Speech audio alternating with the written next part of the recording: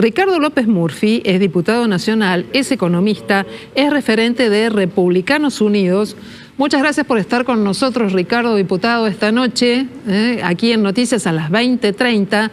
Queremos ver cuál es su perspectiva de esta decisión que ha tomado el PRO de respaldar a La Libertad Avanza. ¿Es una buena idea?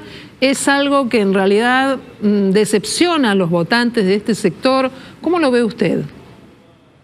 A ver, yo lo veo de la siguiente manera. En la primera vuelta uno vota afirmativamente. Esto es, vota por quien es más afín y sobre todo los que hemos sido partícipes muy intensos de la campaña, lo hacemos defendiendo a los candidatos que a través del proceso político hemos nominado. En la segunda vuelta se vota por la negativa, se vota contra el candidato que nos resulta más, digamos, desagradable o más rechazable en términos de nuestros valores, nuestras expectativas políticas, nuestro criterio, nuestro horizonte. En ese sentido, yo he señalado hasta el hartazgo que tengo un profundo desacuerdo con el señor Massa, con lo que ha sido el gobierno kirchnerista, con lo que él expresa, con el juicio a la Corte, con el manejo de las vacunas de Pfizer. O sea, no puede haber una cosa con la que yo me sienta más antagónico que con el señor Massa. Ahora, es muy cruda esa definición, diputado, porque no estamos en favor de un proyecto político para conducir al país. No, claro, es que esa es la lógica del balotaje. O sea, la lógica del balotaje es votar en contra de quien nos parece más peligroso para el futuro de las instituciones, de la economía, digamos, de la convivencia. A mí me parece que el que le pone más riesgos a la sociedad argentina es el señor Massa, con el plan Platota, con todas las locuras que ha hecho.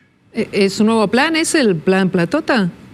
Plan Platota yo lo llamo porque el plan Platita nos costó 4.000 millones de dólares, este nos va a costar 15.000 millones de dólares. Ajá. Por eso digo, yo voto contra esta enorme irresponsabilidad institucional de haber sido ministro y candidato al mismo tiempo y contra lo que creo en materia de independencia judicial, un juicio inaceptable a la Corte por sus sentencias, que simplemente... Y deben ser las 3 mejores sentencias que dictó la Corte, por eso la juzgan, por el manejo sanitario. Acuérdese las vacunas, cuando no tuvimos la vacuna Pfizer y se murieron más de 30.000 argentinos, por la enorme inflación que ha causado, por los episodios reiterados de corrupción que hemos enfrentado. Por todo eso, yo me siento muy antagónico al candidato Massa. ¿Va a votar a Milei entonces? Voy a votar la alternativa. Bueno, hay 3. En blanco, impugnar o Milei. ¿Cuál de todas? La alternativa, en el balotaje cuentan solo los votos positivos. Lo otro como si no votara. Ajá. Bueno, pero están allí, ¿no? Es una decisión que puede tomar cualquier ciudadano. No, claro, es que claro. Yo no puedo responder por los votantes. Yo no, puedo por usted preguntaba. Como dirigente. Claro. Bien. Pero ahora, no puedo, ninguno de nosotros, nadie va a afectar las decisiones de voto de los ciudadanos. Los ciudadanos van a votar lo que crean, lo que les produce más convicción. Yo digo, el que quiera escuchar mis opiniones, yo voto contra Massa. En consecuencia, voto a la alternativa. Y lo hago porque el voto afirmativo ya lo hice en la primera vuelta y desgraciadamente salimos terceros. Hay una cuestión allí que tiene que ver con la distribución del poder en las provincias por un lado, pero también en el Congreso. Es muy importante ver qué va a pasar en la Cámara de Diputados y en la de Senadores. La decisión de una parte del PRO de respaldar a Javier Milei, ¿no le ha quitado poder de fuego a los legisladores de Juntos por el Cambio? El precio, perdón, no terminé de preguntar, Ricardo, el precio de romper una alianza como Juntos, ¿no lo deja diezmada como alternativa?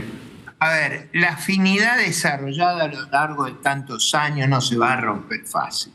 Yo no creo eso. Yo creo que Lo que nos ha pasado es que ninguno de nosotros creyó que nuestra fuerza política, que había ganado las últimas elecciones que hemos tenido, no iba a figurar en el balotaje. Eso no estábamos psicológicamente preparados para una derrota.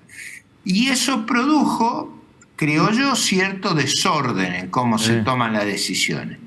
Pero me parece que las afinidades que tenemos van a reconstruir esa coalición, que además es la coalición que expresa con mayor capacidad un número enorme de gobiernos provinciales y locales. Me parece que la capacidad de incidencia, como usted bien dice, va a ser muy relevante, y si hay unidad. Si no hay unidad, va a ser difícil. Ahora, yo creo que hubo en todo este proceso, digamos, actitudes que no fueron las más favorables. Por ejemplo, yo creo que los candidatos no pueden agredir a los que son sus potenciales votantes. Y ahí hubo algunos errores, pero bueno, forma parte del aprendizaje de la sociedad argentina. Ricardo, no queda claro si el apoyo de Macri y Burrich a Milei forma parte de un acuerdo programático o solo es un respaldo electoral. Por ejemplo, no queda claro si están a favor o en contra de una dolarización que Milei sigue diciendo que la va a hacer. ¿Usted qué piensa sobre esa dolarización y, en todo caso, cuál sería su posición en el Congreso? No, yo he explicado hasta el hartazgo que yo no estoy de acuerdo con eso. Además, me parece que en una elección de esta envergadura no se discuten instrumentos, se discuten objetivos, o sea, construir una economía estable, con certidumbre, con previsibilidad. Esa debe ser la lógica de la discusión económica. Los instrumentos son una cuestión posterior. A mí me parece que usted tiene que tener la base parlamentaria para gobernar, y va a haber que construir esa base parlamentaria, y seguramente en esa construcción usted va a tener que conceder. Digo, la política implica diálogo, concesión, persuasión. Usted no está en condiciones de imponer nada. Diputado, cualquier presidente que llegue, cualquiera sea el gobierno, es la última pregunta que le hago, apelo a su síntesis, pero no puedo dejar de hacerla, va a tener que tomar decisiones sobre todas aquellas variables que hoy están contenidas, congeladas, negociadas.